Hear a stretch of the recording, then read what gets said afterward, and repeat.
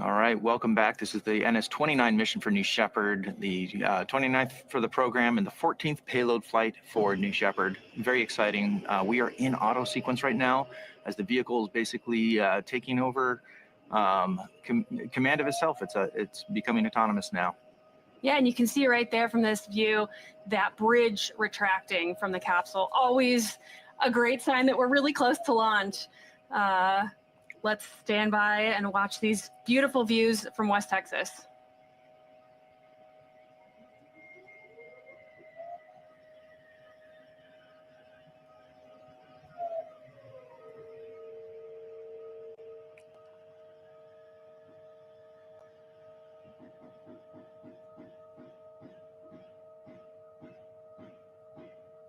And there are the aft fin checks. You can see those moving back and forth. We do that right before liftoff to make sure we can steer the vehicle on ascent and descent. We're coming up here to T-minus 1 minute and 5 seconds. The vehicle is coming alive. You can hear that. I know. It's incredible. The sounds of the launch pad.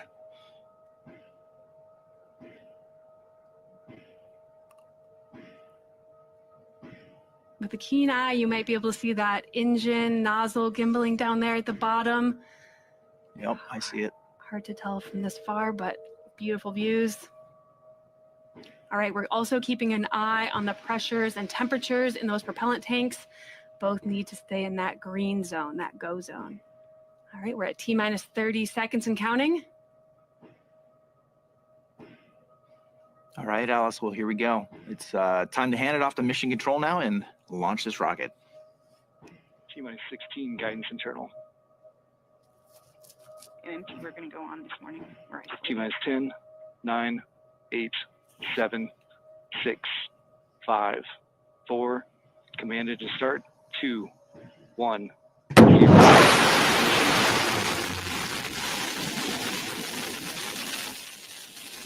And liftoff.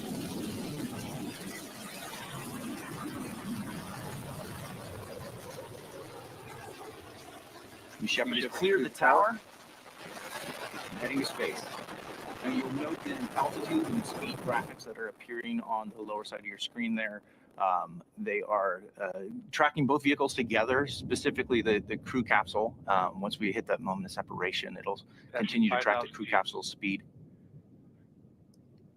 Now the atmosphere, of course, is getting thinner and thinner as we approach space. 10,000 feet. BE3 at the moment is approaching 100% power level. And next up, you're going to see max Q. This is the moment where the aerodynamic stress of the vehicle is on its maximum. As we do that, the BE3 engine is going to throttle back just a little bit as we pierce through the atmosphere.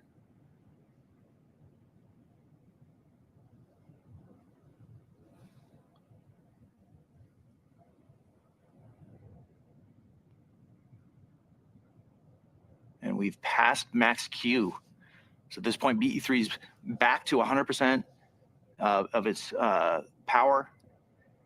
It's accelerating faster and faster as it reaches up through the thinner, higher upper atmosphere. And about the payloads are experiencing about 3 Gs on the flight at this moment in time.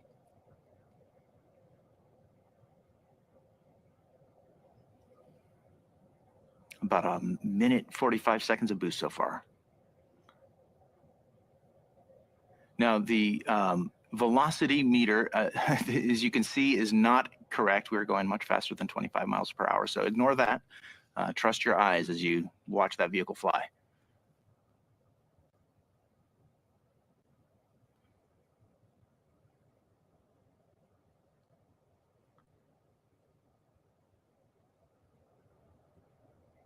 These onboard views are very helpful to see, as you can see the Earth descending away from the camera there. All right, we've hit MECO. Main engine cutoff.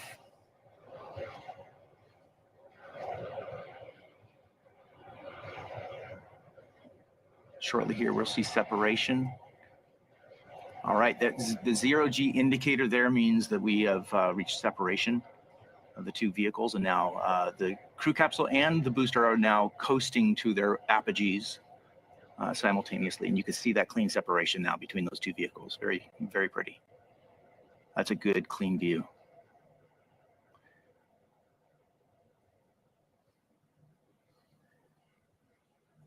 The capsule at this point will begin its spin up for the payloads inside to experience not zero G today, but lunar G. It's a little hard to see from this camera view, but we can't wait to see those results.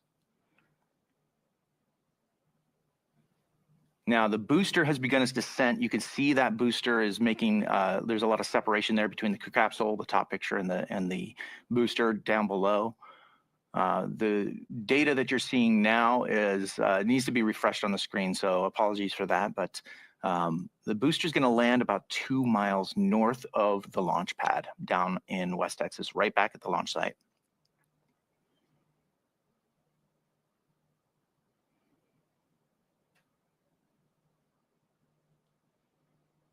And I'm hearing that the crew capsule is at full lunar G roll. So it has reached full lunar G, those payloads experiencing that, conducting their experiments, doing all the science that they've waited months and years for in some cases. That's right. Yes, we've been looking forward to this flight for a very long time.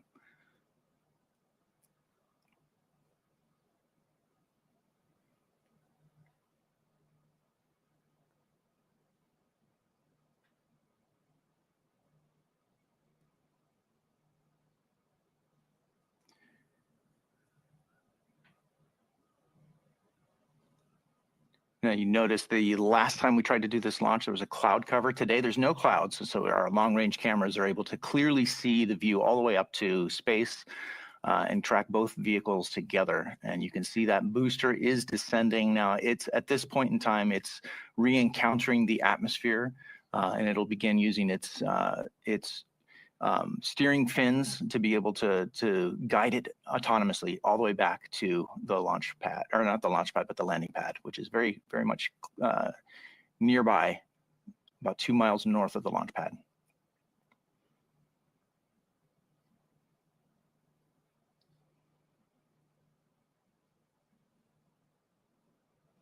At this point, the capsule has also reached its apogee, and it is still spinning, but it will begin to slow down as it and stop spinning as we re-enter the atmosphere here shortly.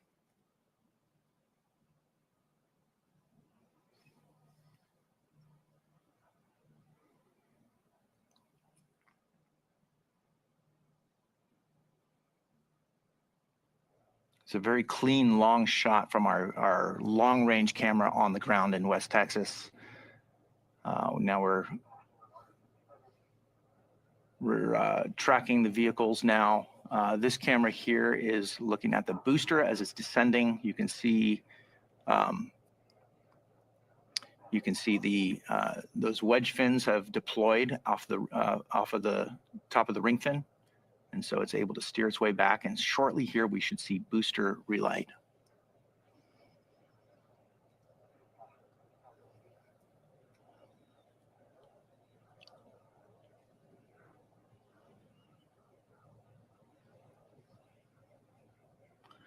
All right, here's a nice side-by-side to see the crew capsule on the left side and the booster on the right side of your screen as they're both descending. The booster is winning that race to the ground. It's nearing the ground right now. Those air brakes have deployed, which is really cutting the booster's velocity down. Again, ignore the stats that you see on the screen. Those are not accurate today. All right, there's engine relight.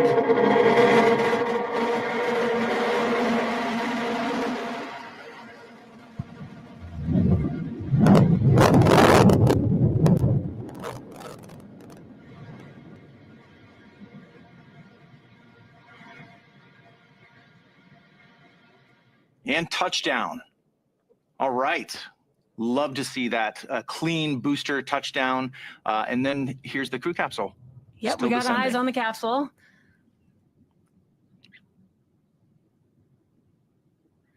As you've noticed, it stopped its spinning. maneuver the payloads inside. We are re-entering the atmosphere. We've experienced up to 5 Gs on descent. We're awaiting parachute deployment. Let's take a look.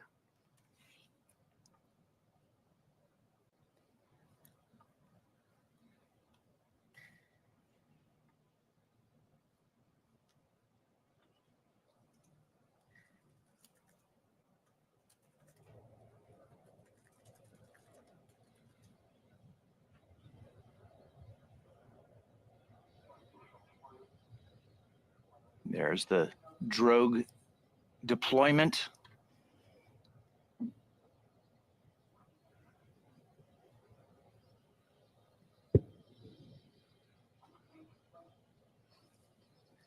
And there you see the main parachutes being pulled out by those drogues. Beautiful. Beautiful. We love to see it. Now, if you've got a keen eye, you might note the parachutes have a slightly new design. And you can see Let's take a one of look. those is lagging on its inflation, but that's all right. We've designed the system to have backups to the backups. This system can safely land with fewer than 3 parachutes. So we're going to continue following this as it approaches the West Texas desert, and it looks to me like the stats that you're seeing on the screen are accurate there for the capsule descent. That's the correct expected descent speed for the capsule after the parachutes have deployed, right about 16 miles an hour. You can see this is a shot from one of our drones. You're seeing the little bit of a helicopter, the blade of the drone there. Yeah, now as we descend under parachutes, now they are essential for providing a gentle touchdown of our capsule. But like Joel said, we've got many backup systems. One of the nominal systems we use for touchdown is our retro thrust system. That might kick up a little bit of dust here. Let's take a look. And that third chute looks like it has now inflated, which is great. And touchdown. All right. Beautiful touchdown of the capsule today on our 29th mission here. Incredible to see. Now our capsule recovery team is currently driving out in a convoy. They're going to meet the capsule. They're going to safe the vehicle and open the hatch and extract some of the payloads today. Well, that was a great day watching this new vehicle fly to space and back. Not new vehicle, but this new combination of our payloads capsule along with our newest booster.